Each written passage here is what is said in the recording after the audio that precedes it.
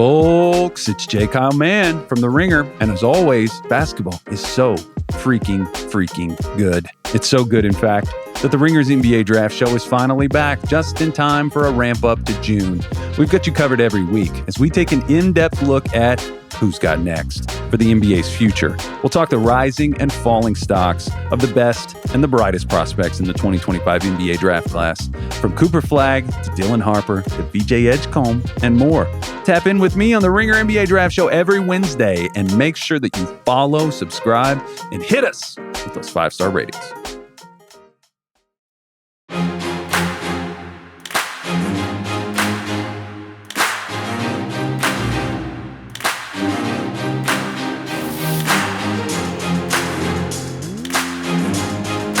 Welcome to the Ringer NFL Show. Sheil Kapadia here with Stephen Ruiz and Diante Lee. We continue our division by division offseason assessments. What have we seen from these teams in the months that led up to, June 3rd? Free agency, the draft, trades, all that, coaching moves. And then, of course, we look ahead to expectations. Guys, I just came back, though, from a 2-hour field day viewing. When I was a kid, no parents were going to field day. Diante, when did this happen? Where parents, I'm sorry, I should have said no parents were coming to field day. When did this happen when parents were invited to field day to watch for a couple hours? I don't know. I feel like this is where the enabling of the helicopter parent has really kind of gotten out of control with this generation. I don't know what that's about. Like, I get the amount of times that I drop my son off and I get asked like, hey, do you want to chaperone for this? Do you want to show up for this? We're having this event. Do you want to be here for that? And I'm not saying that there's anything wrong with that. Of course, I'm going to be there for my child as often as possible. Yeah. But if it's not an assembly or chaperoning for a field trip, I don't know that I have to be there. As I think that my kid would be okay just as they are every other day of the school year when I'm not there. Yeah, that's the worst. I feel like that's the worst day as a student for your parents to come. Field day is sacred for the kids. That's like the end of the year. You get a little treat at the end. I don't want my parents there. I used to cause a ruckus on field day. That was my day. I agree with you. Exactly. It's like it's like when you get that freedom after the quarterback breaks a pocket, right? You can just make contact with any receiver downfield. This is my time to be as physical as I want to be as a kid. I don't have a lot of memories from my early elementary school days, but I do remember one field day. It was second grade, first grade maybe, and they gave us popsicles at the end of the day, and they were so frozen that they were sticking to the kids' tongues, and it became a whole issue. 10 kids got sent to the nurse's office because of it. I was not one of them. All right. Well, I did not witness that. I witnessed some relay races, of course, like Diante said, always fun, see your kid, see the other kids. I don't recall. I'm with you guys. And I'm older than you guys. So I didn't know if your generation might have started this. Then I could have ripped you. But yeah, I'm with you. That's end of year celebration. Act up a little bit. Obviously nothing too out of hand, but some mischief happens and everybody has a grand old time and you look ahead to summer. So yeah, I just got back from the sunshine there at field day and now I'm ready. That preps you for getting ready to talk a little AFC South. So that's what we're doing today. Let us start with the Houston Texans. And I think we did finally choose the right day to cover the AFC South because there actually was a bit of news with the Houston Texans here. This is via Adam Schefter says, Texans QB CJ Stroud continues to not throw at OTAs due to shoulder soreness. There's no concerns with CJ, said Texans head coach DeMeco Ryans. It's just general soreness. We're taking extra precaution with him, but he'll be good to go. No concerns on my end there. Diante, it's always hard this time of year with these types of reports because part of your mind is thinking, not throwing June 30th. He hasn't played a game in months. That doesn't sound good. And the other part of you says, they're not playing a game for a long time. Who cares? He'll be fine. Where do you land if you're a Texans fan? Because obviously we're going to talk about Stroud in this offense, but just from that report, and it seems like that's the depth of the report, what's your level of concern with CJ Stroud if you're a Texans fan? Well, it's tricky, right? Because I remember applying all this grave concern to Joe Burrow, not sticking throwing the same much. thing. Last offseason, right? And it's oh my gosh, what's going on with the hand, with the thumb? Is he not going to be able to grip the ball? He's already had all these different kinds of injuries. Are we just bumping into a guy whose soft tissue injuries are just stacking up over time? And that's not to say that CJ Stroud has that kind of reputation coming into this season, but it is a bit concerning, right? Not that I have to see this guy ripping 55 passes at practice for me to feel good, but if you're not throwing and you're telling me you're not throwing because something's going on physically, it's just something to monitor. I think that if he had had to throw, as is with most NFL guys, if he had to play in a game on Sunday, he'd probably be at practice participating. And I think that, maybe some cautious, just a little bit of like cautious kind of set a note if this transfers over into like, training camp, deeper into OTAs, and we can have more conversations about it. But for the most part, I think we'll probably be just fine. Yeah, I mean, it's Ruiz? a concern if it lingers, but yeah, I didn't see any problems with his throwing shoulder during the season. I don't know, maybe it's just like a soreness issue like they're making it out to be. And it's OTAs. Yeah, I don't think he's missing like valuable practices yet. Yeah, it for me, it is a thing to keep an eye on July 26th or whenever they report to training camp. If he's at training camp and it's still like, no, still feeling a little bit sore, all of a sudden it becomes a very big story for August and the preseason. Like, this is a team that obviously I think is positioned to maybe bounce back here. And they made it to the divisional round last year. And we're going to talk about their offense, and CJ Stroud is a huge, huge part of that, obviously. So all of a sudden it becomes a little story to monitor. So not full panic mode, but something to monitor in the weeks and months ahead. All right, let's grade their offseason. I mean, they made some moves. They made some moves now. There you go, coach speak. On offense specifically this offseason, reshaping the O-line a little bit, changing coordinators. So let me recap the ones that I have down for you guys. So they trade Laramie Tunsil and Kenyon Green. They released Shaq Mason, all three starters for them last year. They let Stephon Diggs walk in free agency. They add Christian Kirk at wide receiver. They add left tackle Cam Robinson. Then they take like a million dart throws on offensive linemen who may or may not be starting caliber offensive linemen. You guys can tell me. Laken Tomlinson, Ed Ingram, Trent Brown. So a lot of bodies, not a lot of sure things there. They draft Diante Ursery in the second round, who I thought was a good prospect, but maybe not someone who's going to come in and play well for you right away. They draft 2 Iowa State wide receivers in Jaden Higgins and Jalen Noel.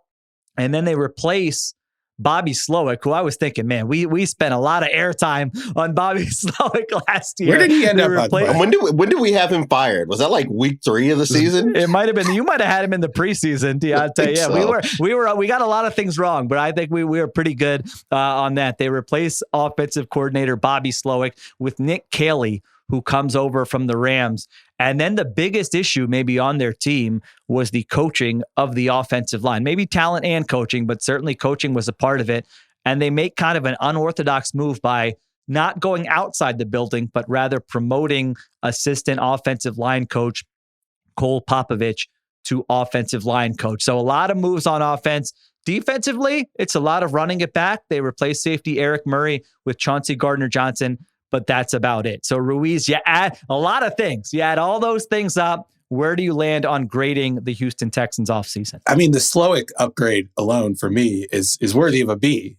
And I just think the shift from having CJ Stroud in this Shanahan-style offense where we know the quarterback isn't really in control, especially the pre-snap, to what I think is going to be more like the Rams offense we saw the past couple of years since they got in Stafford. And CJ Stroud has already talked about this during the OTAs during the offseason. He said he's going to be taking more control before the snap. And he said that was something we didn't really work on at all the last 2 years, which I think is a big indictment of Bobby Slowick, given the problems with the offensive line. He said he's going to be able to put his guys in a better position to succeed. I think he's talking about the offensive line there, calling protections. So I think offensive coordinator is usually a small move if the talent doesn't change too much. And I think the offensive line talent, even though there are different names in there, the talent level is still the same. But I think that could make a huge difference, especially with a guy who I think is just a football junkie in CJ Stroud. Like, I think he's very capable of handling the protections if that's what's going to be the case this year.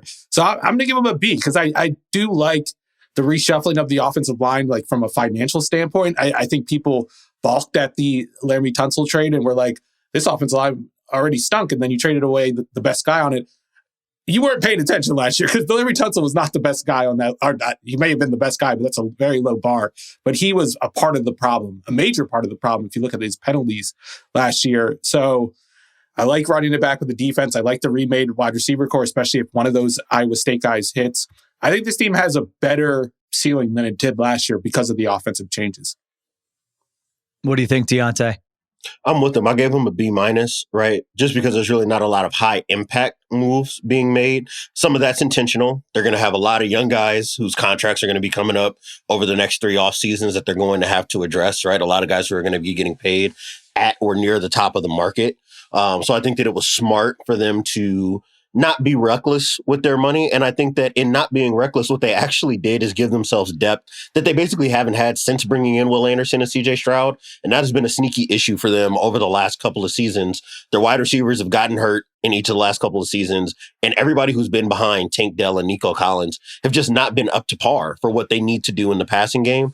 I think that there are a lot of ways you can kind of nitpick their approach with drafting wide receivers between getting Jaden Higgins and Jalen Noel when they got them, and how they just approached those middle rounds of the draft as a team that didn't make a first round draft pick. But once you look at the depth chart, every piece of it makes a lot more sense. Even bringing in a guy like Justin Watson, who can be a field stretcher if guys go down, can be a positive add. You think about Ed Ingram, Trent Brown as offensive line depth. So even if they haven't necessarily perfectly addressed the biggest weakness on the roster, I think that there's a lot more there. And I think the bet is we just don't want to have as many weak links. If we don't have as many clear weak links, then we will probably be better on offense in the aggregate. And defensively, Steven said it all, right? Like, this was one of the best units in the NFL last year. They landed upon a defensive identity that I wasn't expecting, which was playing a lot more man, really just trusting their front four to get after guys. And they were very successful at that. And I think that they doubled down on that being their identity. If you look at their two deep going into 2025, I feel really confident about where this team is. It's a B minus based on their moves. And that doesn't even touch on, like you said, bringing in a new offensive identity with Nick Caley as offensive coordinator, and probably putting a lot more in CJ Stroud's hands and maybe trying to build him up to a guy that we know he really admires in Matthew Stafford by bringing in that offensive system and allowing him to kind of operate from the gun in the way that Stafford has in Los Angeles. I honestly like this offseason a lot more than I liked their offseason last year, where they got a lot of the hype because of the Stephon Diggs move. Obviously, Danielle Hunter comes in too. That was a big one. And I think that was honestly a very good move for them. But I think this one just like solidifies who they are, to Diante's point. And defensively, like I just feel like they built the perfect defense for the playoffs specifically. Yes. Being able to rush the passer, being able to play tight man coverage. And they're like a quicksand defense to me, like where if you mess up on first down, it's over. Like you just continue to sink and sink and sink. And once you get behind the script, it's over. And you saw that in the Chargers game. They could just pounce on you, and they make things very difficult on quarterbacks, even the best quarterbacks, even a quarterback like Justin Herbert. Even Pat Mahomes had problems with that defense the game after that. Josh Allen in the regular season. Allen in the regular season. Jared Goff and that offense as a whole. It's a very impressive defense. And I think being able to maintain that and start to add little pieces, like I don't know what CJ Gardner-Johnson's going to bring to him, but I feel like mentality-wise, he's a perfect fit for what they need. And then they re-signed Derek Stingley Jr., they re-signed Jalen Petrie. Like, I really like where the identity of this defense is going and how it's evolving subtly. Well, I would say, like, to the CJ point, he's now, if they spend most of their time in nickel, which they probably will, CJ Gardner-Johnson is now your fifth best defensive back if you look at that depth chart. Right. Yes. And if CJ Gardner-Johnson's your fifth best DB in your starting lineup, you're probably feeling pretty good about what you're doing in coverage, right? You can really pick the matchups that you want. I do think there's still some holes at the linebacker spot. That was an issue that Kansas City just picked on relentlessly. It was basically the only matchup advantage that they had on the field when they were dropping back to pass. So I do still have kind of that flagged as something that could be maybe a limiting factor for this defense. But you look at the rest of this, they've basically got everything you need to be a true contender in 2025 in a way that I think we all assumed they would just be in 2024 because of just the power that or the reputation that CJ Stroud had built up in his rookie season going into year two. Yeah, I'm with you guys. I feel like we talked about the Texans a lot during the regular season and the playoffs, and then the offseason. To Ruiz's point, there wasn't like the big splashy move where it's like, all right, we got to lead the show with what the Texans did here, except maybe the Laramie Tunsil trade. But now sitting back and looking at what they did in totality, it's like the OC change had to be made. I mean, we're talking about that in January. Like, all right, D'Amico Ryans, are you sticking with your guy, or are you realizing this is an issue? This offense isn't good enough. You're not maximizing your quarterback. And he made a change. Now, I don't know if Nick Caley is going to be good or not, but you got to kind of just trust the head coach to try to identify talent on his coaching staff. And so they make a move there.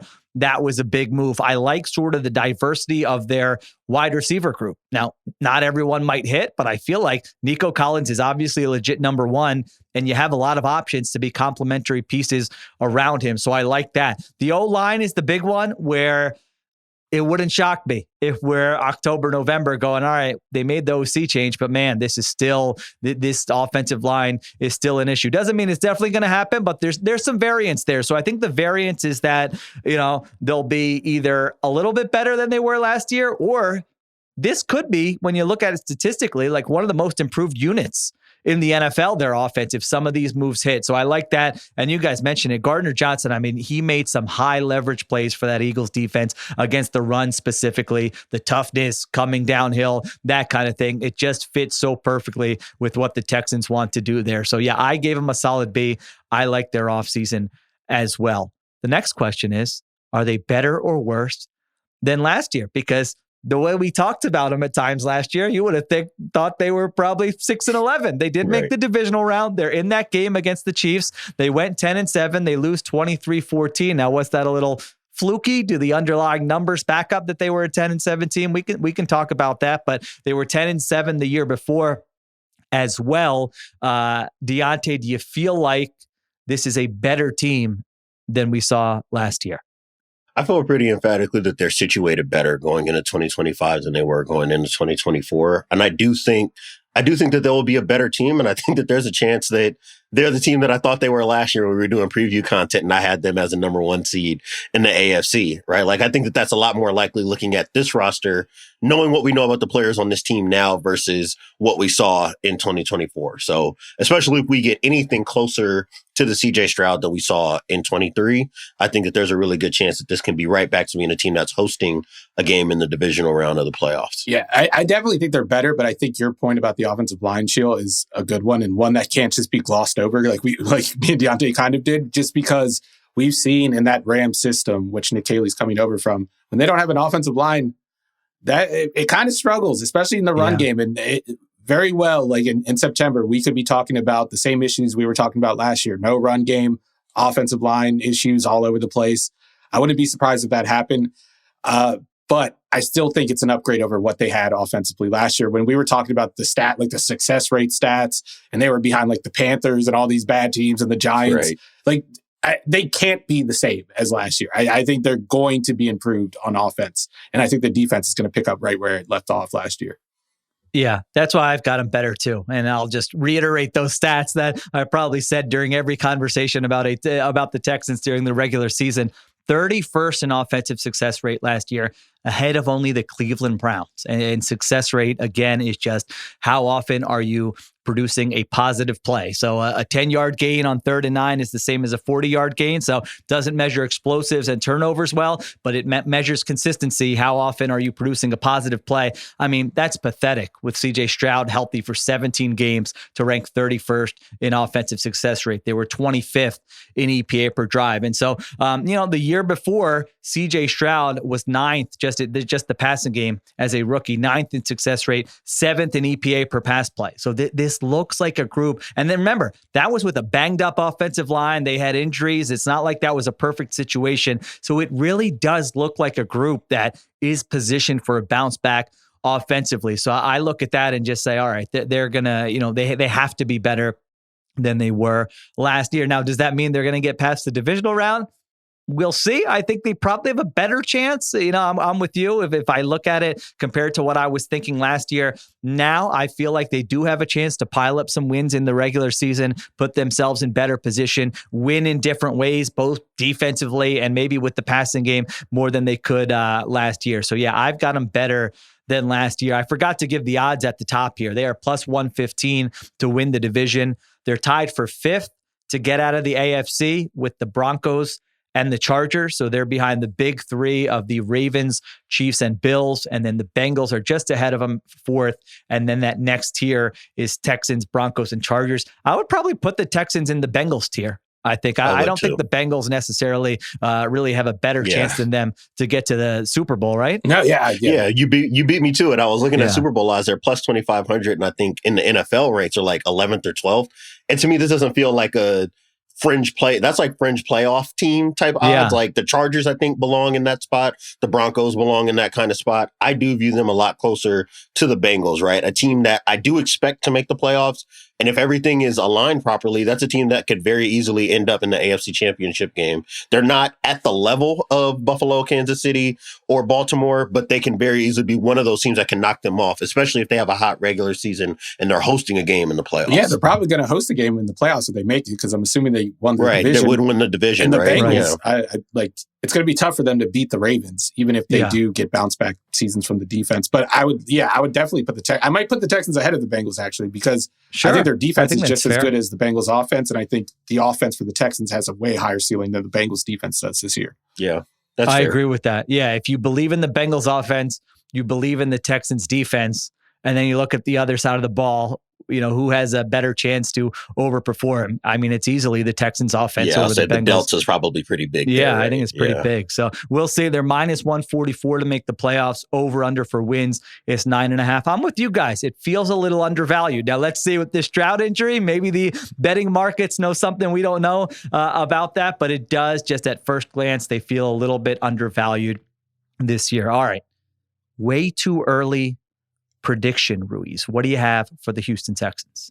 I have that CJ Stroud will get at least one MVP vote this year. Okay. I think that he was one of the more underrated quarterbacks, especially down the stretch of the second half last year, just because his stats weren't where they were. And then people were talking about regression. I saw people comparing him to Bryce Young, which I just think is laughable at this point. I do think the playoffs, like winning a playoff game alone, kind of rehabilitated the image of how his season went. And I don't think he's really getting underrated during the offseason.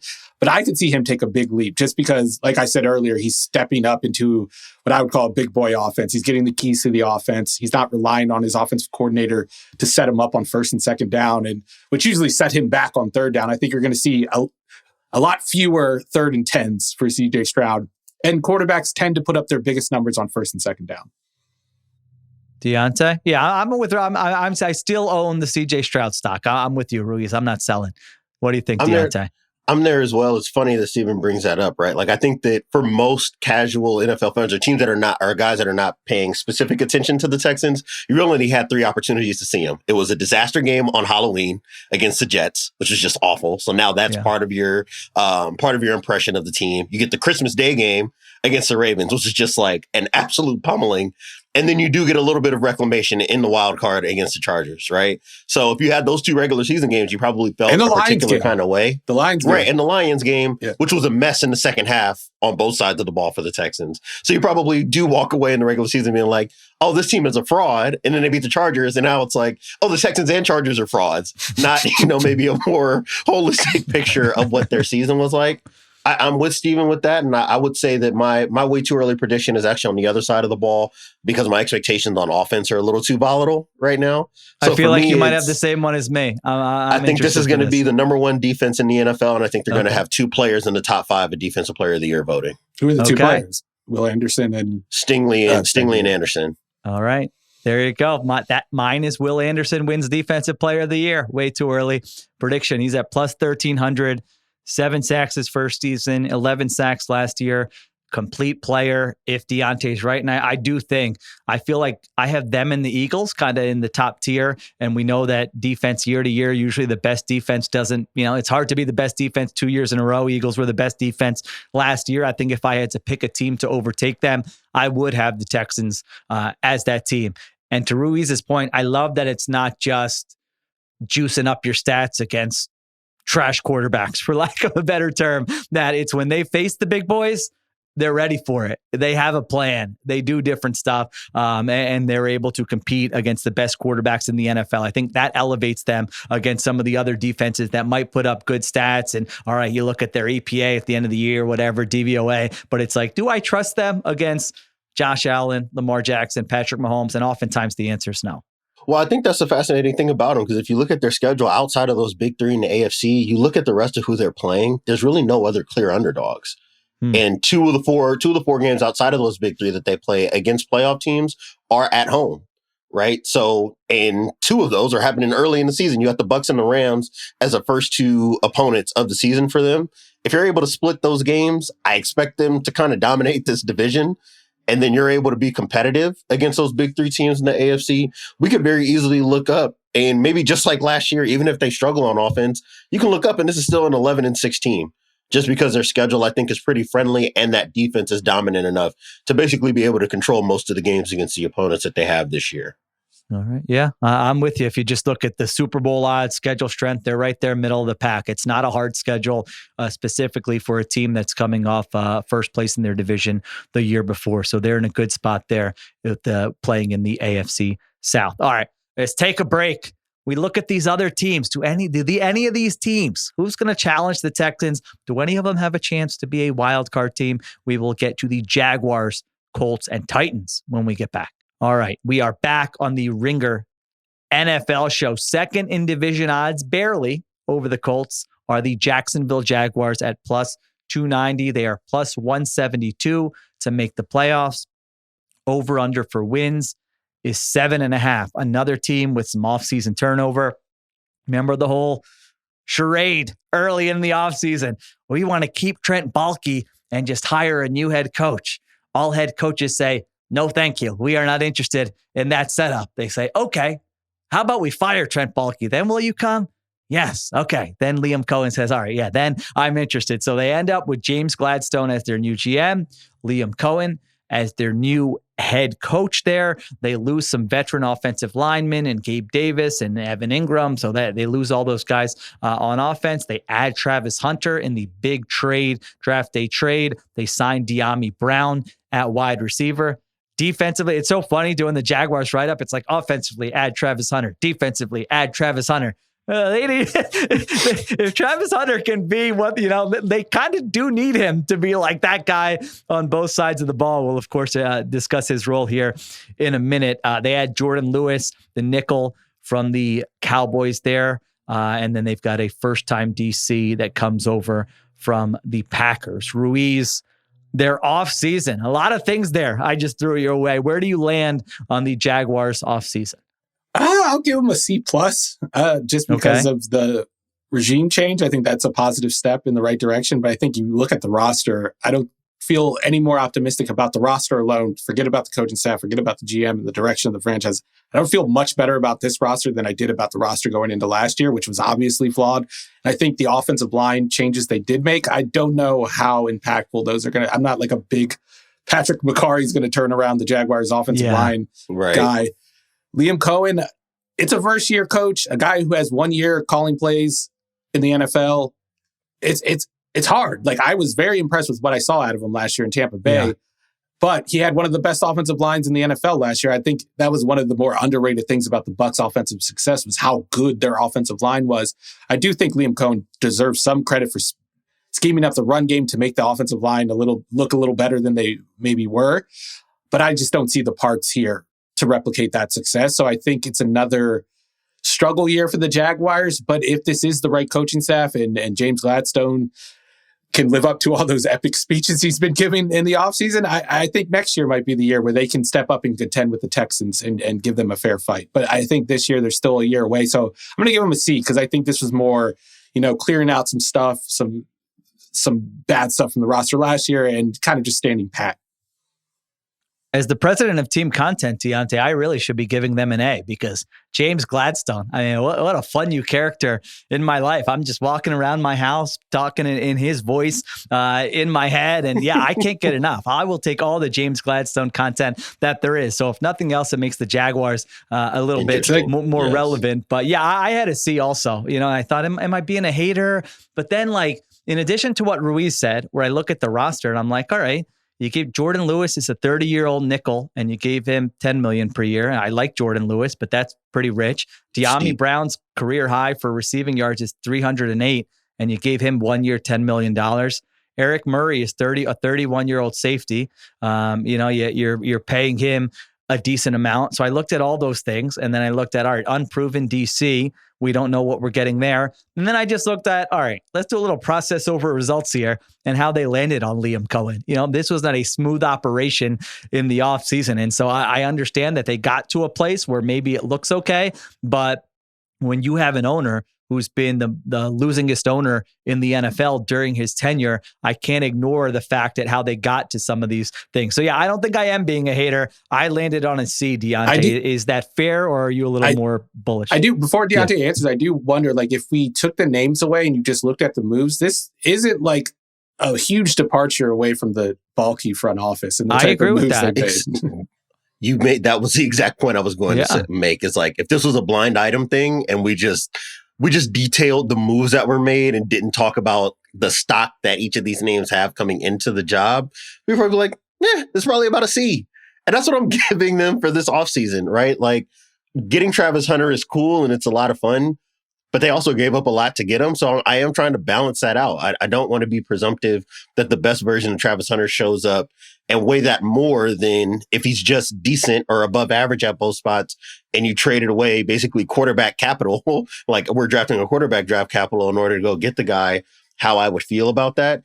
And then I look at the rest of the roster, the offensive line, not moved. You look at the wide receiver room, not really moved. You look at the defensive front, which is where we thought they would be addressing a lot of their issues in the offseason. They don't do much there. I'm not really moved with that either.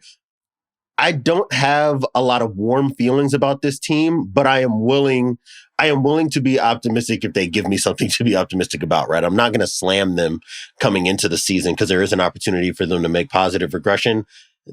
I just don't know if they've made the best spending moves and if this roster is really constructed to be anything other than what they've been over the last few years under Trevor Lawrence. I will say this for Gladstone, like this, it wasn't quite like what the Chargers had to deal with when they took over Telesco, but it wasn't far off from it, I don't think. Like, I think they needed an offseason like this where you make some mid-level moves for some vets rather than trying to blow it up and build it back up in one offseason. With Travis Hunter, I'm wondering how, again, I'm looking at it going, they could use him at corner. Oh, but wide receiver next to Brian Thomas Jr., that's interesting too. So I think I ended when I was thinking about it. All right, where should he play more? Where might his focus be more? I think I landed on offense just because I feel like you hired the offensive coach. You're trying to get Trevor Lawrence to bounce back from who he was last year. You got Brian Thomas Jr. on one, like there's potential for that to be exciting and maybe for him to have more of an impact there on offense. But I could be swayed. Diante, where are you with how Travis Hunter should be used as a rookie here? I mean, I think it's receiver because I think that's where the bigger need is. Outside of Brian Thomas, there's really not a lot of reliable production that we've had. Parker Washington is one of those. If you were a fantasy guy, that's a guy you have on the bench that you feel bad the day that he gets a start because maybe he gets 8 catches and a touchdown because there's really not much else available in that offense. So they definitely need Travis Hunter to be productive. I'm really interested to see what his role is in that capacity, right? Like, is he operating more out of the slot? Are you trying him more outside? He does not necessarily have to be the number one wide receiver because it's entirely possible that Brian Thomas is an all-pro level player in year 2 based on just some of the flashes that we got in 2024. And then you look at the defensive backfield, and if he is a corner, you don't necessarily have like an A-tier number one guy in Tyson Campbell because he's hurt often and his production has been up and down throughout his career. But you do have somebody in that slot. And Jerry and Jones, I think, is a nice kind of bar for you to set for Travis Hunter to say, if you're the corner that we think you are, you beat this guy in camp and you're playing opposite Tyson Campbell. If not, then we're just probably going to focus more of our energy on the offensive side of the ball is the way that I would be looking at it if I were the staff. Ruiz, where are you with that? Travis Hunter's role as a rookie. Yeah, I think that makes sense. I think putting him where they have the biggest need. And I think, I don't know, I think it would be easy for him to kind of have a package on defense and just kind of play and use his natural ability, especially if it's like a third down package compared to offense, where I think he needs a lot of help in like the details department. I think that's where he needs the most work if he's going to become a star at either spot.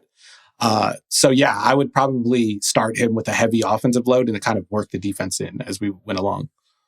Okay, I'm going to be coach brain for a second. Here's my one concern with this, the whole package on defense thing. I think that's a lot harder to do with the defensive back than it is to do with like a defensive lineman, right? Yeah. You bring in a DB who might not be working full time on defense. Okay, so what is that, dime? I think that if you're looking at Anthony Campanile as a defensive coordinator and where he's come from Michigan, from Michigan to the Miami Dolphins for a little bit to working with the Packers for a second, you look at all those systems he was in, very zone heavy. So now you have to probably be very intentional about what kind of zone coverage responsibilities am I putting on a guy who's not a full-time corner? And if you're that tendency based where we know you're not going to blitz him, right? We know you're going to be in a certain spot. Maybe you're playing a lot of cover 2 to his side, so that way he can be more of a free guy and you're not putting a lot on his plate in terms of adjusting coverages. I can see a world where he's okay or productive in terms of getting hands on the ball, but he's not necessarily an additive to the value of the defense just based on when he's on the field, because it would have already been an obvious passing situation or something to that effect. I think that would be more my concern, is that the stats look one way, but the impact is maybe more muted because of the situations when you do see him in on defense. And eventually, if this team is able to meet its playoff aspirations, I think that having tendencies that tight could be a problem for you when you're dealing with some of the elite quarterbacks and offensive play callers that you're going to be seeing in the AFC. Yeah. Yeah, it's an interesting risk-reward thing that you kind of painted there, Diante, because it's like you don't play him on defense just to say you're playing him on defense. Right. You play him on defense because you feel like he can do things that whoever the replacement level guy is can't do. Right. And so if you're playing him and it's like there's not that much of a difference, well, now you're putting extra mileage on him, you're putting extra snaps on him. Does that change who he is on offense? So yeah, it's fun because we've literally not seen a player like this in our lifetimes, but they got to be able to figure all that stuff out and come up with a good plan by the time we get to week 1, and then see how it evolves maybe throughout the course of the season. All right, better or worse? It kind of feels like it has to be an easy better, because this team was 4-13 last year, disaster season. They were 2-8 with Trevor Lawrence. Now they were a little unlucky. They were 3-10 in games decided by 7 points or less. So man, 14 of the 17 games there, they were a pretty competitive team. They were 24th in turnover EPA, and now they do face the 8th easiest schedule. So Diante, you look at those things. Is there a chance? What are the chances that this can be a little bit of a surprise team that finds itself in the playoffs or in the playoff mix? Without really getting into the scheme and the strategy and all that, I think it's going to be better because you have a head coach that's not such a fucking bummer every week in front of in every press conference, looking like he does not want to be there anymore, looking like he hates every minute of what it takes to get this team from one Sunday to the next. I think that there's going to be an improvement in vibes on that alone. And I will say, I mean, there's a lot we don't know about Liam Cohen as a head coach, right? Because he hasn't been in this capacity. But what we have seen over the last few years is that he's very quarterback friendly. And that's been, I guess, that's been the book on him throughout his career, right? Is it wasn't necessarily certain when he would be ready to take over play calling responsibilities when he was younger, but that he's always been good with quarterbacks and understanding how to translate the system in a way that quarterbacks can easily glom onto. We saw the best example of that with Baker Mayfield last season. And I do think that he'll be good for Trevor Lawrence in that respect too, right? And I think that the arc of Trevor's career has been so difficult to kind of pin down because it's been so different stylistically. Early in Doug's career, it was a lot of quick game, a lot of RPO, a lot of mesh concepts, man beaters, and stuff like that. And he looked really good when he was healthy. And then over the last 2 years, it's been a lot more deep pockets, trying to take these big shots behind the offensive line that can't protect him, and he's banged up. So I'm just fascinated to see what Liam Cohen thinks of the quarterback that he has now, right? Do you want to use him more as a bootleg, mobile guy that can go out and extend plays and throw the ball underneath for guys to go create after? Or do you want to set up more of the Matthew Stafford, big pocket, 7-man protections? We're going to really push the ball, and we're going to trust our quarterback when the look's not there to make the checks at the line of scrimmage to get us into the best play. That to me is going to be, I think, how we synthesize the way we feel about this season for the Jaguars, is just what kind of quarterback Trevor Lawrence becomes under, what is this now, his third head coach in a half decade. I do wonder if that falls, do you think that falls more on what he thinks of his quarterback or what he thinks on the supporting cast? Because I think it's going to be more about Trevor. I think that this will ultimately be more about Trevor. And I think that for us in the media, the conversation is going to be more about Trevor, obviously, than it will be about the supporting cast. So even if the supporting cast is a limiting factor, ultimately now this guy's on a second contract. I don't love that it's like this with how we evaluate quarterbacks all the time, because it can put guys in unfair situations.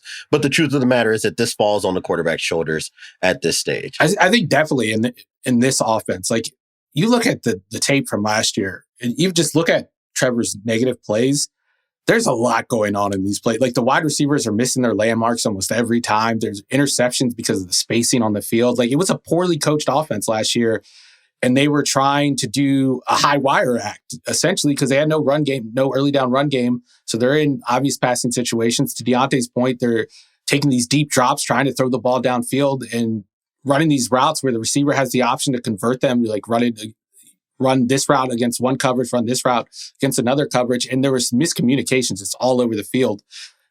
In addition to the spacing issues, in addition to the pass protection issue, it was just like a terrible environment to play quarterback in.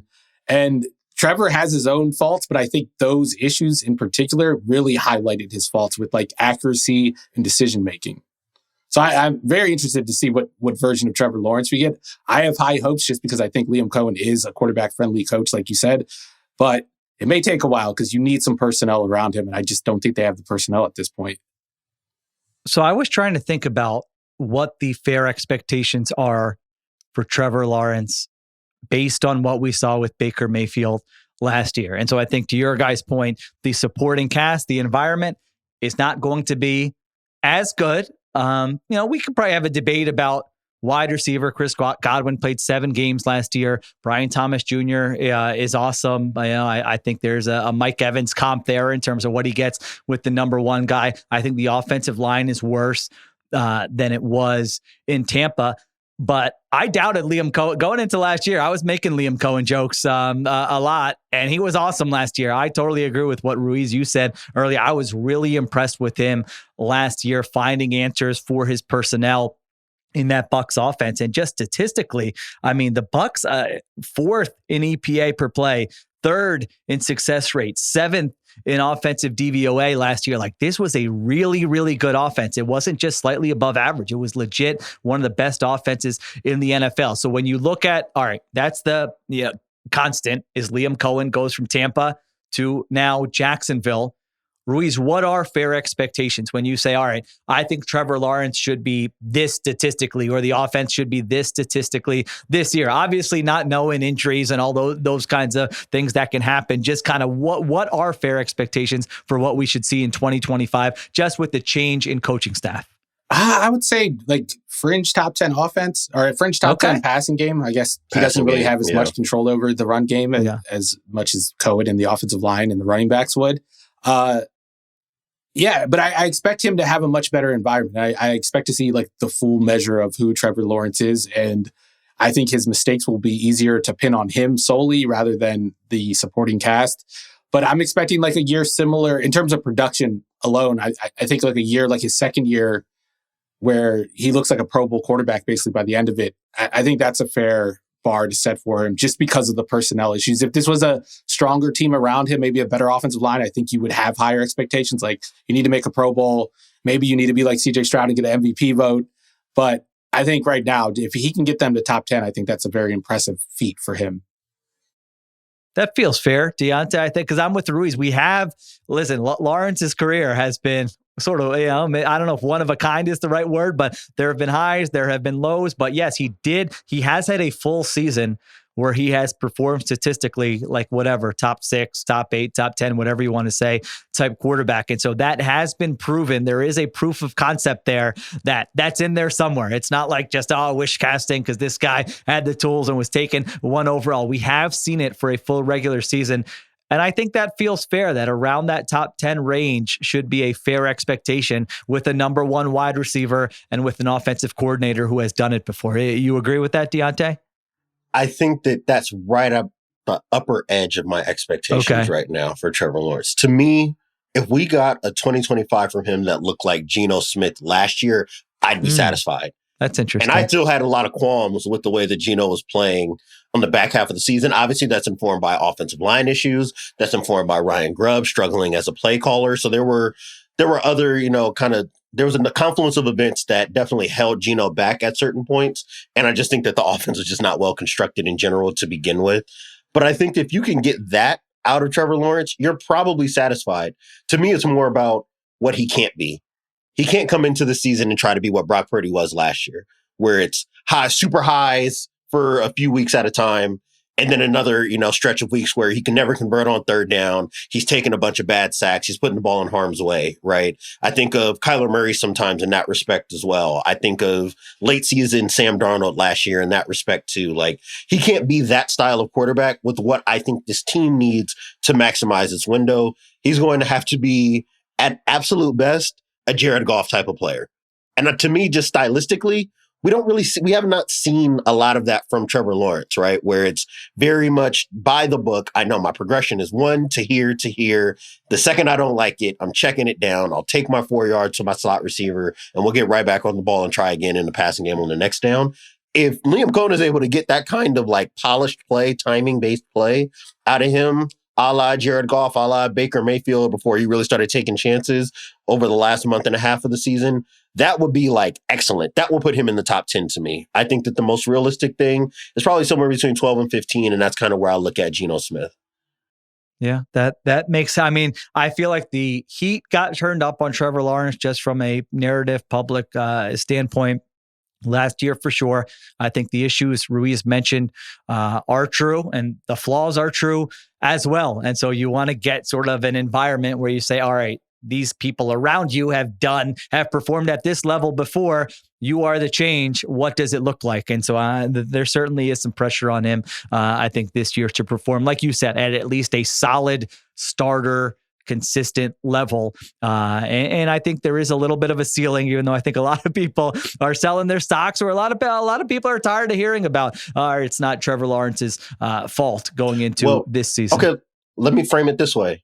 If he has the exact season that Jalen Hurts had in 2024, how do we feel about Trevor Lawrence? Stylistically, production-wise, what is the conversation around Trevor Lawrence coming out of that season? What is it? And let's say they go like 9-8, right? Like, okay. But he has take a bunch of sacks, doesn't really push the ball down the field, but you don't get a bunch of turnovers out of him. How do we feel about him as a quarterback? I know how I would stage? feel if he played like Jalen Hurts next year. I think I would be very disappointed. You'd be disappointed. Right. I think the one thing he does need is consistency. I don't think you got that out of Jalen Hurts during the regular season at all. Like, there were very high highs for Jalen Hurts. There were very low lows. There was some ugly film throughout his season last year. And I think that the same can be said for Trevor throughout his career. I think we've seen a lot of flashes, but we haven't seen him put it together for a full year, which obviously the supporting cast and the coaching staff, plays into that a lot. But I do think if Cohen is who I think he is, just from a offensive designer, not necessarily a head coach, because those are two different things, then I think he should show more consistency this year. And I'll be disappointed if he doesn't. Because what Cohen did show last year, especially for Baker Mayfield, was the easy buttons. They were producing so much off of throws behind the line of scrimmage, a little like screen passes out to the perimeter, where I think if we could scheme those things up again, then Trevor Lawrence's stats should look a lot better than maybe even his play looks if you watch it on tape. All right. Way too early prediction on the Jaguars. I can go first here. Diante kind of mentioned it earlier a little bit.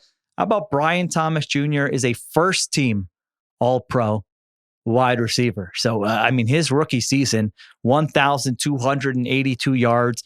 He was fifth in the NFL in yards per route run. In the last 25 years, here are the rookies who have had more receiving yards than Brian Thomas Jr. In their first seasons. Puka Nacua, Jamar Chase, Justin Jefferson, Anquan Bolden, Odell Beckham Jr. That's it. So it's hard to crack that, first team All-Pro. They named three of them. Justin Jefferson, Jamar Chase are hard to beat out, but can Brian Thomas Jr. potentially enter the fray there as a first team All-Pro? So that'll be my way too early bold prediction. Diante, what do you got? So this is going to be less about the season and more about Travis Hunter specifically. And I guess my way too early take is just like trying to set my own expectations of him. And I'll frame this as a question as well. If he is basically the Diggs brothers on both sides of the ball, is that worth the trade that they made to go bring him in? 100%, in my opinion. I would say so too. And I think that's kind of the ceiling I'd want to set for him as a player. Stephon Diggs, I love that comp. The brothers. Yeah, the Diggs brothers combined. One person. I think Diggs is good at separating. I think that when you watch him, at least over the last couple of years, it's not about sharp route running as much as just like body control, knowing how to change tempo. And he's much better at the line of scrimmage, Stephon Diggs is, than what Travis Hunter is coming into the league. But I think if you can be that kind of wide receiver that you can move around and use on double moves, push the ball downfield too, that would be great value for this offense. And if he's Trevon Diggs on the other side, where he's going to give up an explosive every once in a while because the guy just ran 6 routes on the other side of the ball. And, he's only playing a certain amount of coverages and teams are attacking him that way. But if you throw the ball in the wrong spot, he's going to pick it off. To me, that's worth making the trade. If you can get that in one player, that's certainly worth it. Yeah, I'm looking at it now. So Stephon Diggs, multiple all-pro seasons, 4-time Pro Bowler. And then, like you said, Trevon Diggs might not be for everybody, but I think you're getting a plus corner, playmaker. Second contract is paid, over $19 million per year. It almost feels crazy. Like at first I was like, I don't know. And then I'm like, man, those actually are very high expectations to be. To get that in guys. One player. Yeah, to get tough. that in one player. Yeah, I think that's right. Ruiz, what do you got? All right, mine is also Travis Hunter related. I'm going to say Travis Hunter leads the team in touchdowns on offense, in touchdown receptions over Brian Thomas Jr. I don't think Hunter is going to be a better receiver than Brian Thomas Jr. I just think when they get in the red zone, I think Liam Cohen's going to cook a little bit. And I think you're going to see Travis Hunter's ability with the ball in his hands kind of shine. And I think his ability to go up and catch the ball and make 50-50 catches, which I think is one of the more underrated aspects of his game as a receiver. I think you're going to see that. Because like at Colorado, when it was third and we got to have it, like Shedeur just threw it up to Travis Hunter and he usually came down with the ball in most cases. It was a great play. Yeah. So throw it up to Travis Hunter worked well for them. Yeah. And I could see them like making an extra effort to kind of get a lot out of Travis Hunter after what they invested in him this offseason. It's going to be the usage piece of it is going to be so fascinating to me. Like, I can already see myself 7-8 weeks into the season being like, he's an early down bubble screen and jet sweep merchant, right? Because they're just, kind of manufacturing touches for him. And I think that that's going to be a really good way to use the guy, especially if the run game isn't there, is to just pop the ball out to him in the way the Buccaneers did with Chris Godwin when he was healthy and just let him go cook, make it a glorified punt return every first down, basically. And then in the red zone, that's where it will be nice for him to be a great route runner, but you're just going to put him in the slot, run him in a bunch of motions and try to get him out in the flat and go make a guy miss. So I think that if that's the bulk of the targets that we see from him on early downs, we're probably going to be pretty happy with the receiver that he is as a rookie. I love Ruiz's point about they're going to try to get a lot out of him because that's the politics of an NFL franchise. You have a first-time head coach, a first-time GM, a bad franchise. Who has the owners here? Player. Yeah, the GM just took a big swing in his first draft, and now you are motivated, incentivized to make that big swing regardless of everything else. I mean, there'll be other stuff he's judged on, but that Travis Hunter trade is going to be a big part of what James Gladstone will be judged on in his first 2 to 3 years. And then you're going to have Liam Cohen and you're going to have a defensive coordinator and a defensive backs coach. And like, there's a lot of people like, yeah, I don't know. It's not as easy as maybe we thought it was going to be, or, hey, let's get him to play a little bit more on our side of the ball. All those things at play, which make it such a fun experiment. And listen, it makes them relevant. I'm going to want to watch his snaps every single week. What Travis Hunter touching the ball on offense, playing defense. He is going to be one of the most exciting players to watch, regardless of what the production looks like and the team success looks like. All right, we take a break. We come back. We will get to the Colts and the Titans. All right, we are back on the Ringer NFL show. The Indianapolis Colts just behind the Jaguars in division odds, plus 300. They are plus 180 to make the playoffs. Their over-under for wins is 7.5. You look at their offseason, they wanted to bring in competition for Anthony Richardson. They go with Daniel Jones as his backup. In terms of the draft, they get Tyler Warren falling to them. They draft the Penn State tight end.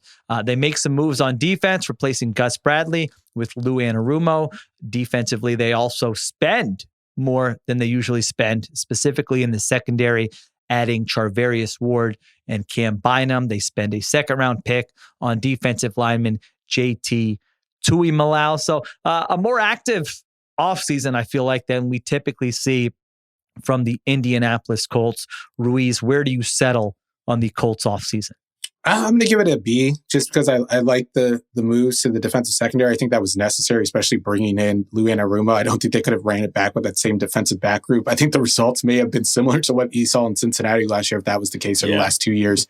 The Daniel Jones move, I get it, but that's a lot of money for a backup quarterback or just competition.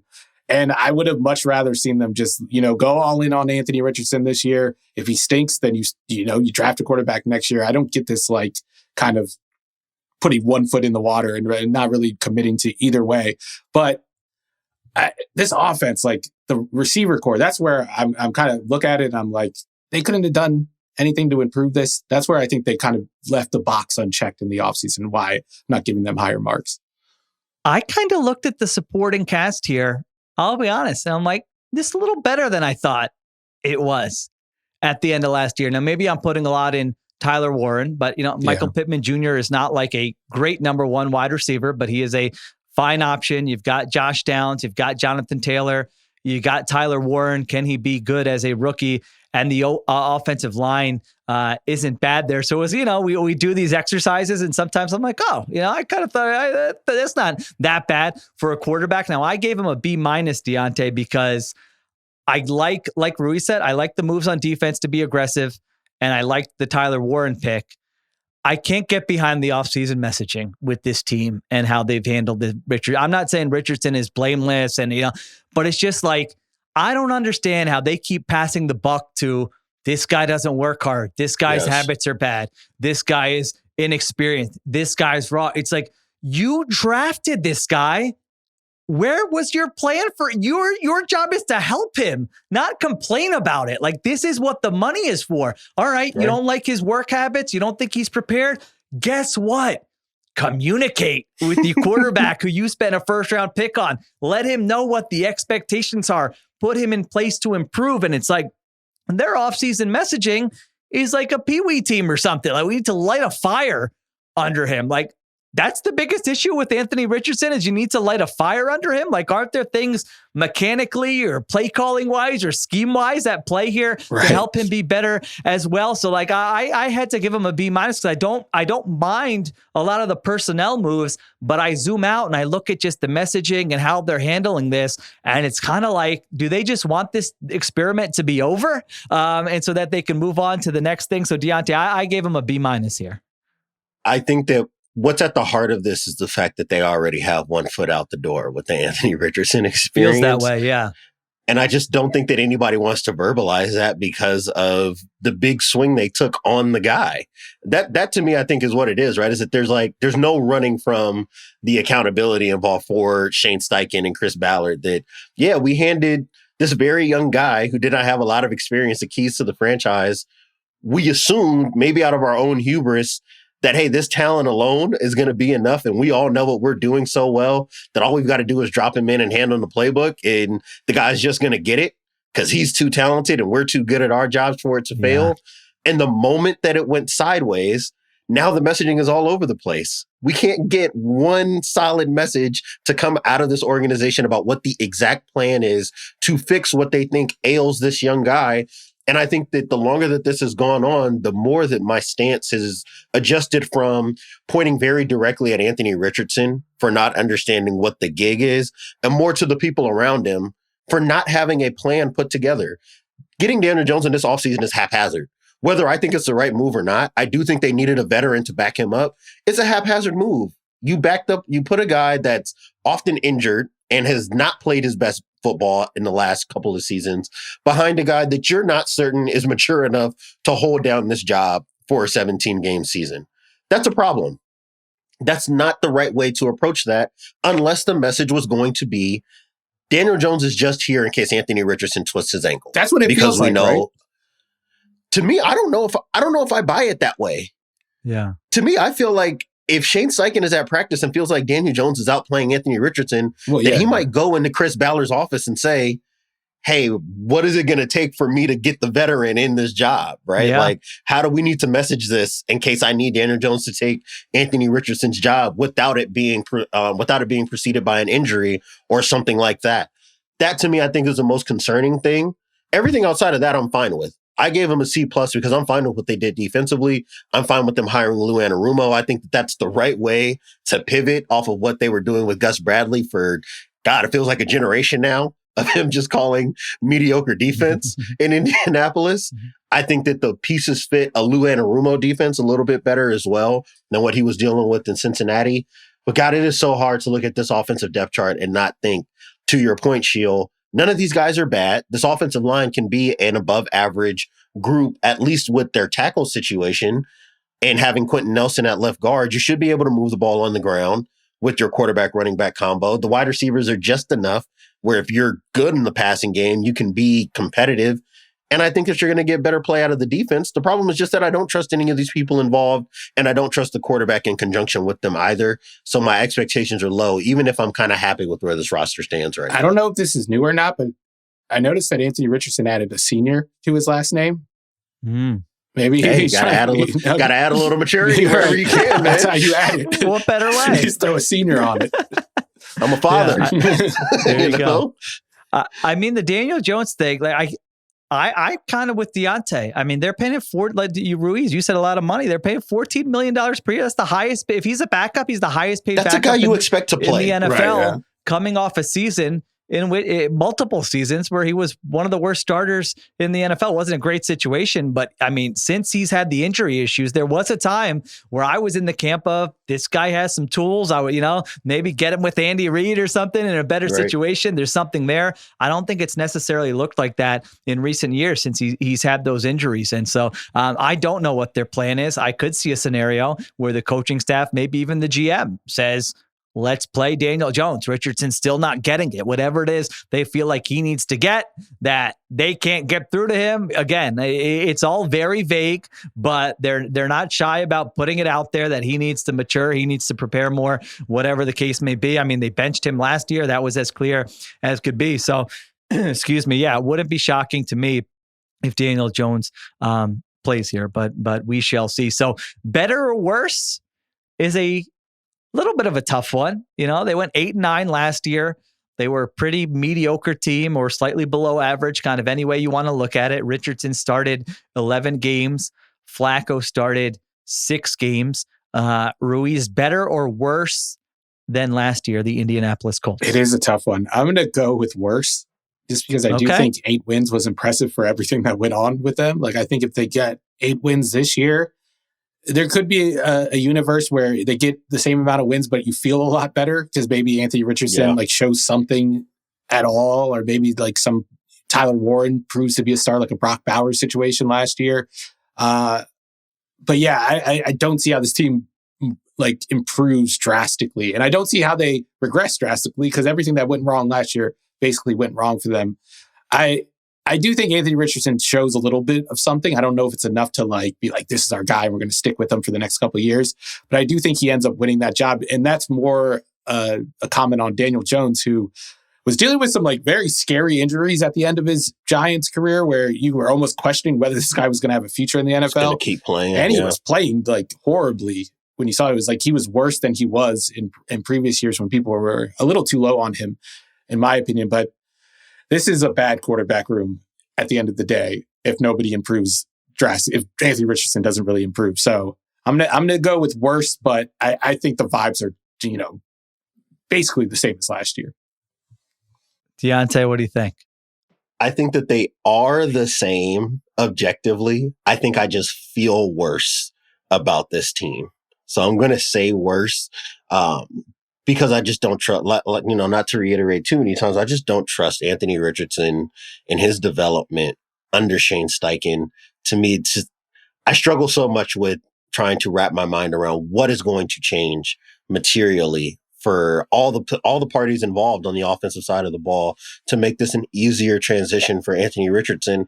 And now you do have a veteran that's making over $12 million standing right behind you. Right. And Daniel Jones is not a ceiling raiser by any means, but he'll throw the check down. And maybe Shane Steichen is just at that phase in his career where, what a sad phase to be in. I mean, he might miss the check down too, though.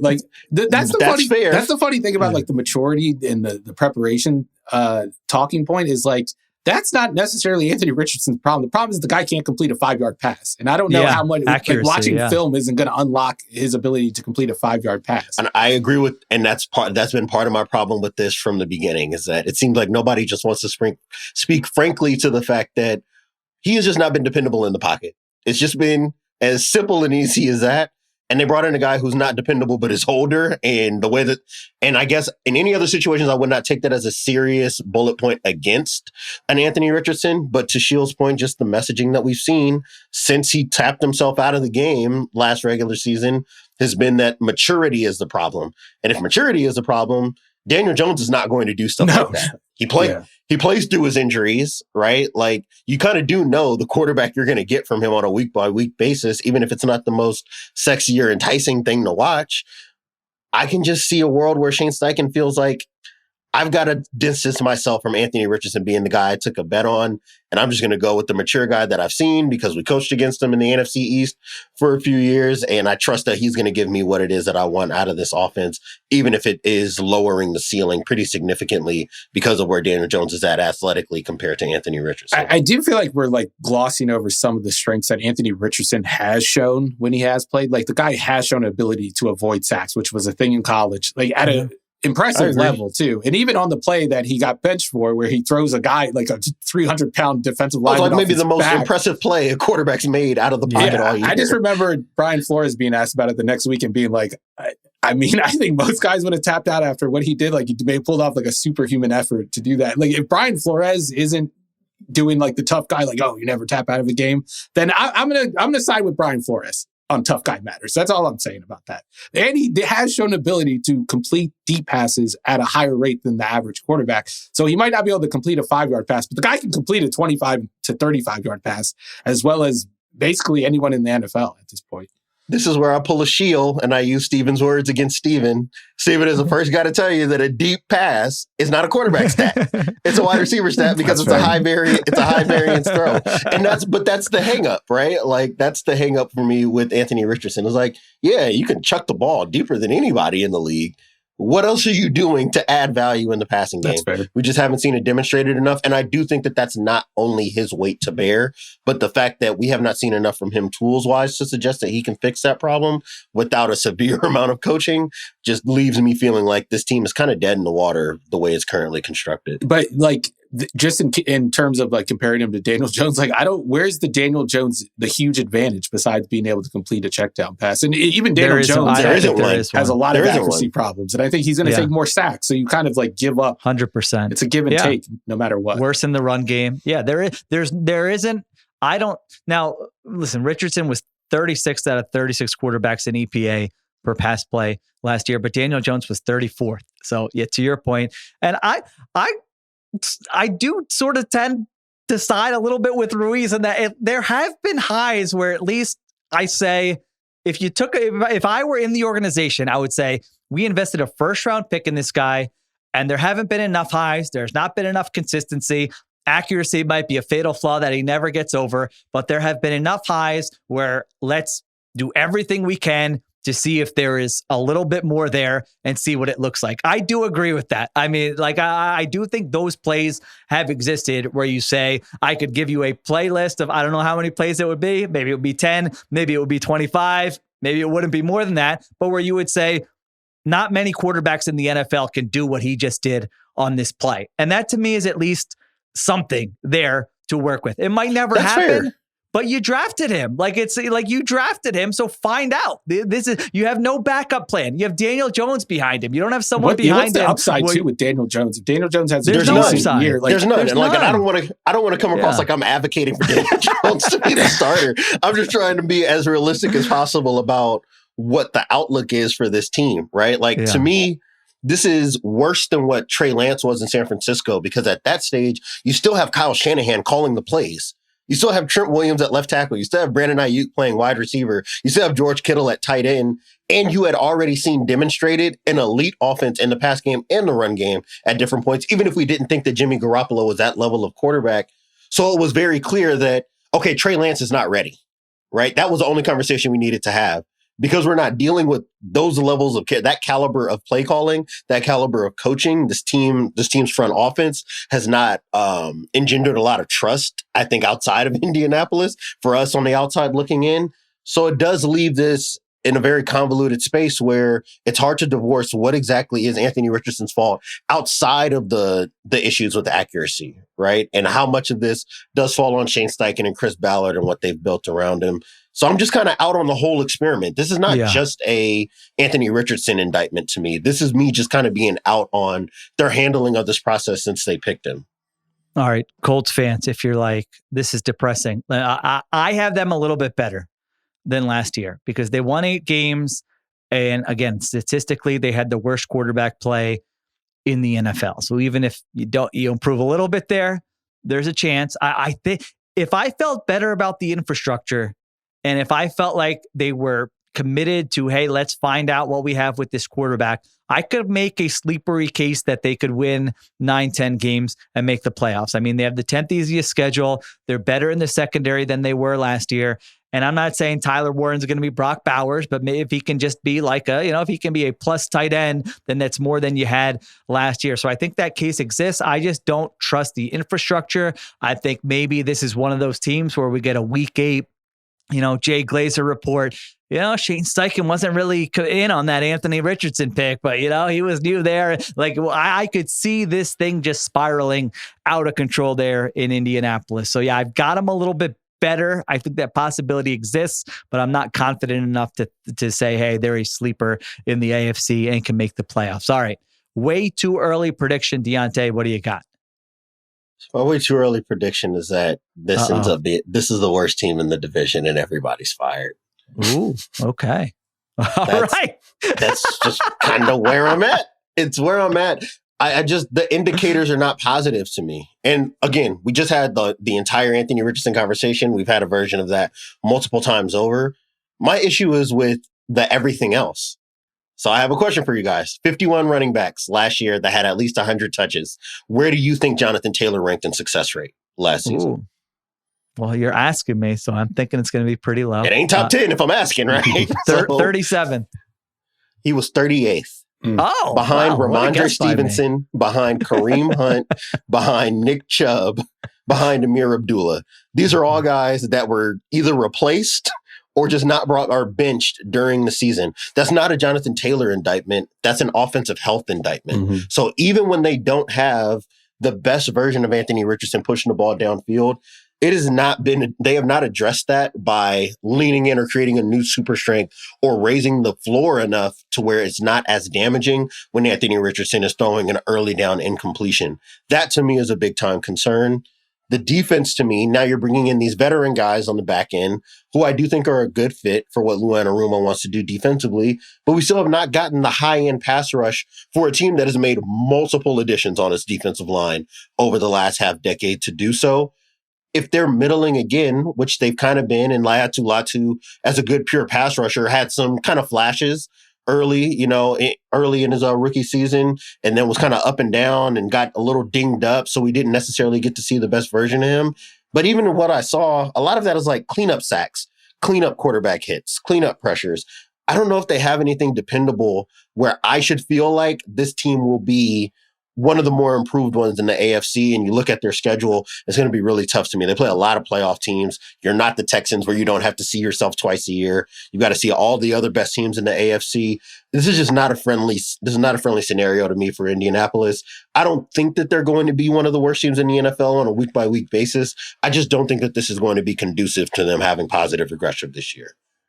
All right, Diante's got me rethinking my prediction, but I already have it written down, so I'm just going to go with it. Ruiz did make the point last year often that the run game with Richardson versus with Flacco, there was a big kind of gap. It was a huge production. Gap, yeah. They went from like a top 10 off running game to like the worst running game in the league. So I've got they were 10th in rushing DVOA overall. Now I think, again, a lot of that was probably with Richardson. I'm going to say they have a top 5 run game. I think if Shane Steichen gets in job survival mode and it's like, all right, we're playing Richardson, what are we going to do?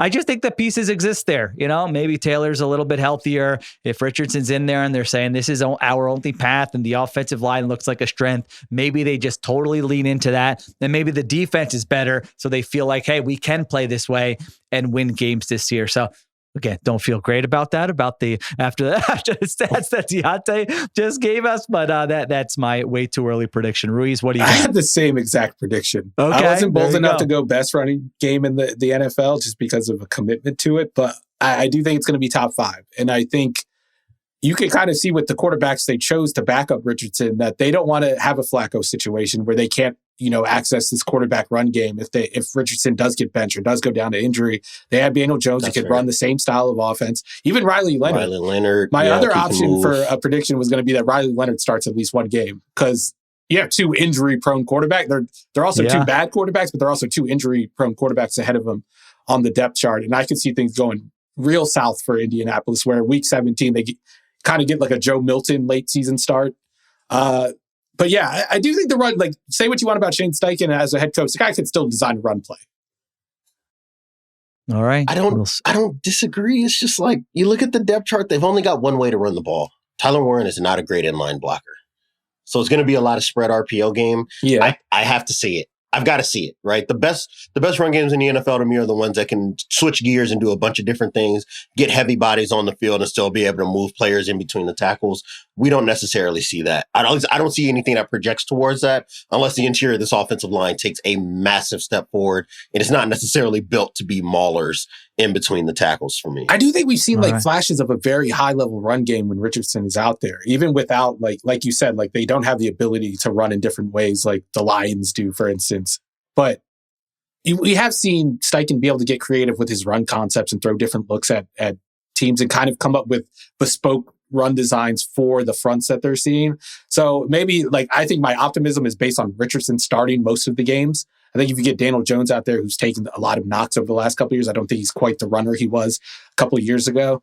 But I do think if Richardson stays on, we're going to see a more expansive run game. And I think not that it's going to be something that elevates this offense where it could be a top 10 offense and this team makes the playoffs. I think it's just a matter of we can't pass the ball. So let's throw in all of our resources to running the ball. Yeah, I've just got to see it. I've got to see it without Jeff Stoutland as your offensive line coach because I just don't know that I've seen a lot of it. You don't get to borrow from the goodwill you build up in Philadelphia.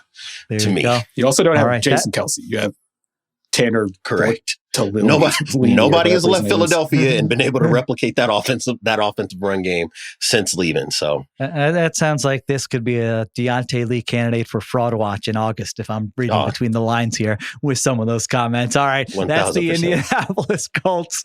Last team, the Tennessee Titans, plus 750 to win the division, plus 440 to make the playoffs. The only teams in the NFL with worse playoff odds are the Jets, Saints, Browns, and Giants.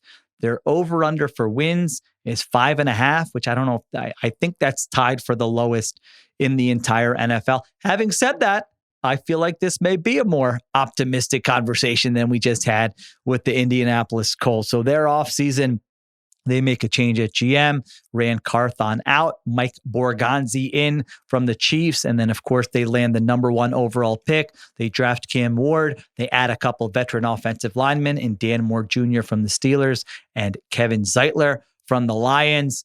Wide receiver, had Van Jefferson and Tyler Lockett to Calvin Ridley. And then I think they make some sort of maybe not the most significant moves on defense, just changing some of the guys around. Ruiz, you look at this offseason for the Tennessee Titans. What is your grade?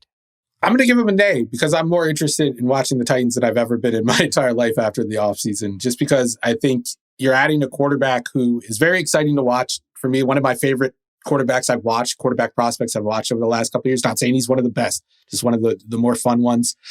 And I also like they took, it wasn't just on the offense and defense. They remade their special teams, which was an issue at times last year, or it was a big issue, actually, if you look at the numbers. I think that might make a difference where we're not necessarily giving them credit during the offseason, but when you look back in the special teams, you make a huge gain there. I think that will make a big deal in the standings, make a big difference in the standings.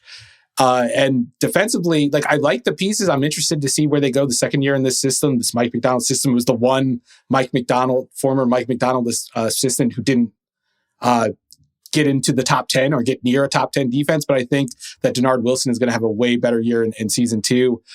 I don't see them being competitive yet, but I think they could win like 5 games, which is a big upgrade from where they were. And I think you're going to be optimistic about the quarterback situation going forward, whether Brian Callahan is the guy that's going to lead Cam Ward over the next 10 years or so in his career.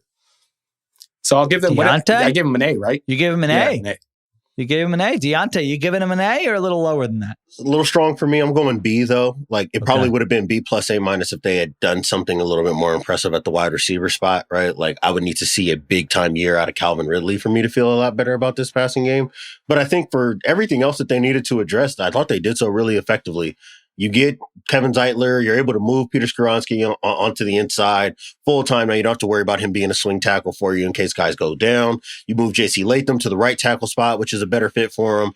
Obviously really up and down early in his career. So you hope for a little bit better play from him in that respect. And then you get Dan Moore, who is not the most impressive pass protector, but he can run block a bit, right? And I think that similar to how we were talking about the Texans, I think that making these moves now, again, the aggregate is no weak links, right? We're looking to bring in you have a Lloyd Cushenberry, you have Peter Skoronski and Kevin Zeitler on the interior. That looks a lot more like no weak links than what they had last year. And I think that if you're banking on JC Latham to be anything like what he was at Alabama at the right tackle spot, you're probably going to be pretty well positioned, I think, to get a lot better. And maybe a Jackson Slater, who they drafted in the late rounds, who's a pretty good athlete, maybe not the most powerful guy, maybe he's able to beat a Kevin Zeitler out, right, and play along the interior as well. So I'm optimistic that they'll be able to build something a little bit more sustainable in the run game on that end of the ball. And then on the other, defensively, I talked about this with Tavondre Sweat when he's on the field. Their run defense got a lot better. The issue is that he's a nose tackle, so you're already not going to get a lot of snaps out of a big guy like that. And you're not going to be able to access the personnel groupings that get him on the field very often if teams are playing more spread out. So they approached this offseason with just building along the rest of their defensive front. You bring in a Carlos Watkins, who's not the most impressive player, but will give them good depth. Obviously, you bring in Draymond Jones to start on the edge, big body guy to help you set edges. Cody Barton to be kind of your above replacement level linebacker, playing on the inside with the rest of that core. And I do trust that Denard Wilson can build a passing defense that doesn't give up explosive plays, because we just saw that in 2024. They were actually pretty effective, about middle of the pack for a team that doesn't have a lot of high-end talent on the back end. I don't think that this is going to be some worst to first type of team at all, but I do think that what Steven said, this can be a 6-7 win team. Their schedule's pretty light as well, which we'll get to as we continue the conversation. I just like the way that they approached this. This to me was a solid B, maybe a B plus if you think a guy like Shamir Dike or Alec Ayamanor can make a big leap early in their career.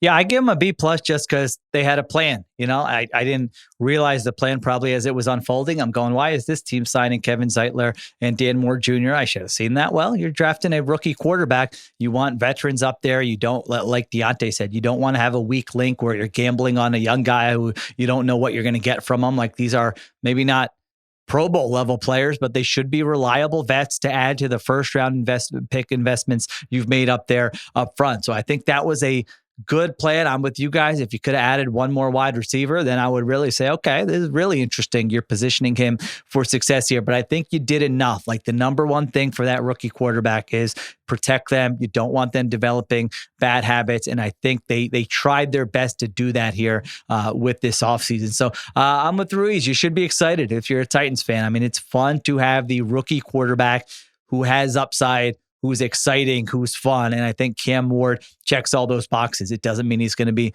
awesome right away. It doesn't mean he's going to be awesome ever. But there is that chance there and that hope. It's like, you know, you're a baseball fan and the prospect gets called up and they're making their first start. Like that is exciting. That's an exciting part about being a sports fan. So I think there's reason for a little bit of excitement there. Better or worse than last year? I mean, 3-14 last year with a minus 149 point differential. I think it's got to be a better. Now, Ruiz said maybe better as in 5 wins. Diante said maybe better as in 6 and 7 wins. So Ruiz, you don't see how much are you sticking to that 5 wins thing? Is there a little bit more upside, or would you be surprised if they were like, let's say 7 and 10, 8 and 9? I would kind of be surprised. I'm just out on Brian Callahan, and maybe I'm just like over-indexing the sideline outbursts. And we had a lot of fun with that last season. But how about some emotional maturity? Anthony Richardson getting ripped for kidding. How about the coach here with the Titans? I would agree. I'm with you on that. Don't back down from that take. That's a good take. Yeah, and I think. I do think they've gone in a lot of places on the roster. They've gone from below replacement to just above replacement, which I think is in the aggregate, it's going to make a big deal. And the special teams point, I don't think we can belabor it enough. Like, they were not only dead last in special teams DVOA, their DVOA was minus 8.4%, and the next team was minus 5.6. So there was a 3% gap between those two. And I remember that Lions game, one of the weirdest games ever, where the Lions lived in the red zone because of the special teams issues Tennessee had. And it was like an all year thing. So I think remaking that, new special teams coordinator with Bones Fossil coming in, new place kicker, new punter, I think we're going to see them, gain some stuff in the margins. I mean, literally an abject disaster. Yeah, almost every week, something was going wrong on special teams, even if it wasn't as explosive as that Lions game, where I think they had a kick return and a punt return housed in multiple special teams plays that landed the ball on the wrong side of the 50-yard line for the Titans. They went out and got Johnny Hekker, I think, to be their punter, who's a very dependable guy, even if his leg isn't as big as it was a few years ago. I think that they've addressed, they brought in a returner of their own in Chimere Dike in the draft. He should be pretty good for them, a 4-3 guy who can kind of help them out in the return game. There's just so many marginal improvements for this team. It's pretty clearly better for me in that respect. And you did what you needed to do, which is address the quarterback position. Even if I'm out on Brian Callahan as Steven is, I just feel like the roster is so much better positioned for them to not be an embarrassing watch. I mean, doing power rankings and having to watch this team on a week-by-week basis was a chore, maybe the biggest chore out of anybody in the NFL. Yeah, I'm with you guys. I mean, 4th easiest schedule, special teams you would think would be better. Second year, same defensive scheme. I mean, the upside here, if you're a Titans fan and say, hey, give me a little more optimism, can you get a Jaden Daniels or CJ Stroud type rookie season from Cam Ward? It's not likely. I don't want to make it sound like those happen all the time, because those were literally 2 of the best we've seen probably in the last decade, maybe longer than that. I can sort of see it with the offensive line. With this supporting cast, I would have a hard time seeing Cam Ward performing at that level. And I'm with you. I need to see something from the coach. If I felt like the coach could really give him an edge and put him in position to succeed, then maybe I would be more bullish on that happening. So maybe they'll surprise, but I'm with you guys where that would kind of shock me if they got up to that level. So I think better, and you're just hoping that Cam Ward gives you those highlights. Don't worry about the lowlights.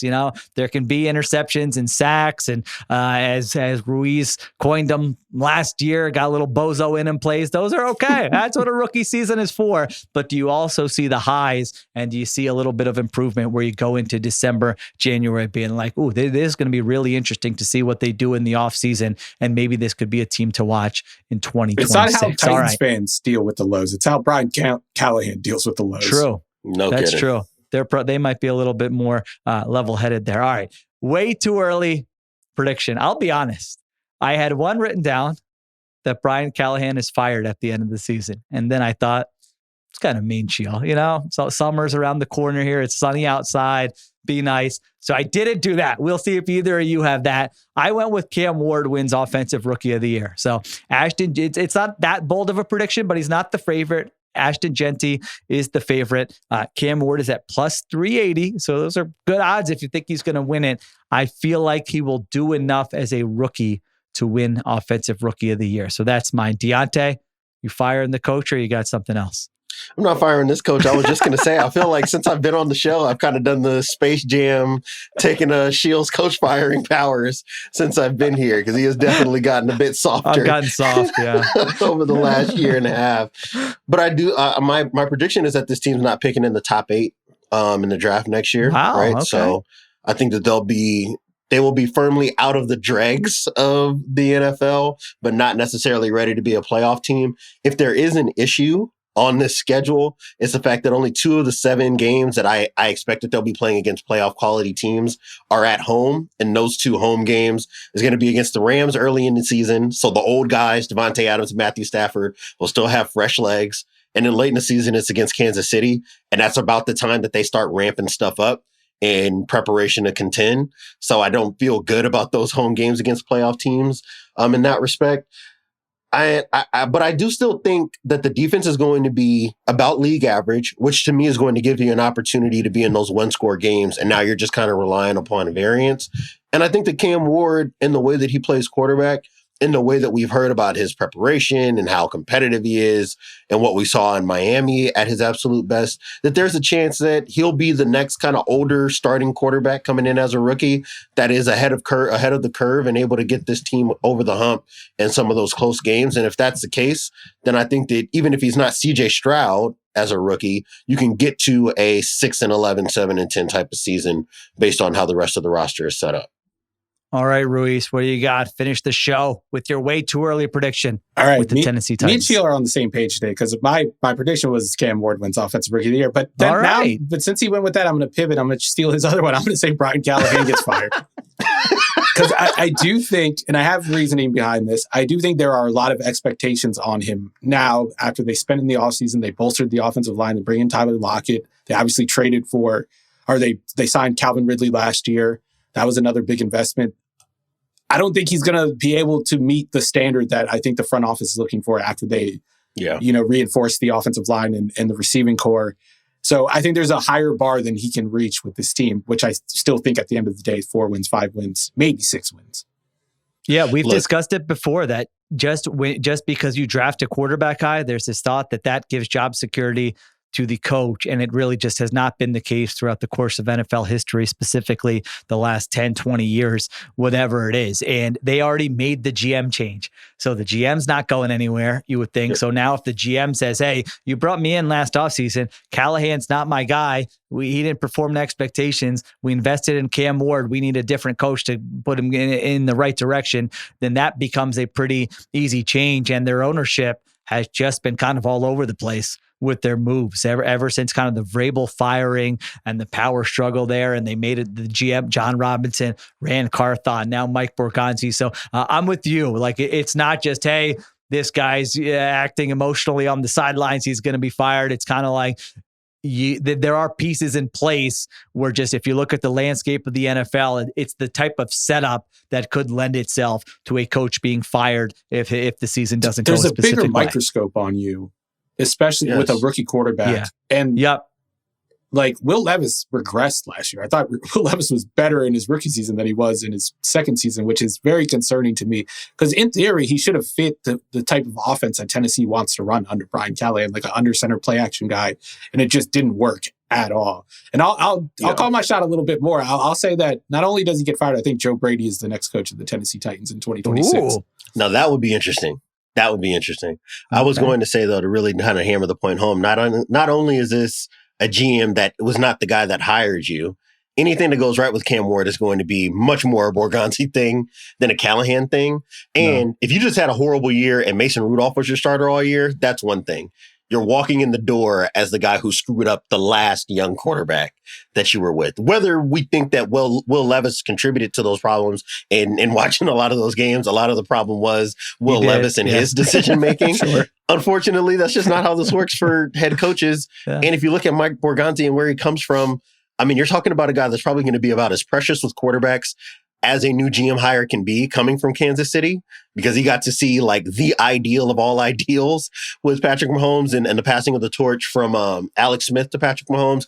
I don't think that the leash is going to be very long here. If Steven is right and they start off this season maybe 1-3, 1-4, and Cam Ward is throwing picks because it looks like he's not being coached up on how to kind of iron out some of the stuff with his mechanics and how he handles the pocket and trying to work before the snap, I don't think the Borgonzi is going to be hesitant to make a move. And we haven't heard very much from Amy Adams Strunk either, which I kind of read as she handed this thing off to a guy who was working at the Super Bowl winning organization and said, hey, go do your thing. Go bring us Super Bowls. And I think that Borgonzi is probably going to have a lot of power there to be able to make moves with this staff as he sees fit.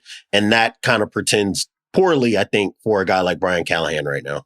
All right. There you go. The AFC South offseason grades, predictions, all that stuff. That's a wrap on the AFC. So if you missed any of the other divisions in the AFC, those are in the Ringer NFL feed. We also did the NFC West. So we've got 3 to go. We will do in the weeks ahead. NFC East, NFC South, and NFC North. Thank you to Stephen Ruiz and Diante Lee. Thank you to Christopher Sutton for producing, and Kiera Givens on social. I'm Sheil Kapadia. We will talk to you next time on the Ringer NFL Show.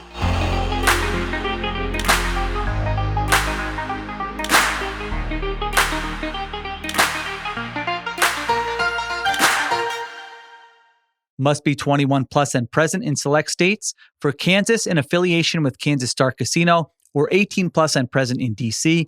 Gambling problem? Call 1-800-GAMBLER or visit rg-help.com. Call 1-888-789-7777 or visit ccpg.org/chat in Connecticut or visit mdgamblinghelp.org in Maryland. Hope is here. Visit gamblinghelplinema.org or call 800-327-5050 for 24/7 support in Massachusetts, or call 1-877-8-HOPE-NY or text HOPE-NY in New York.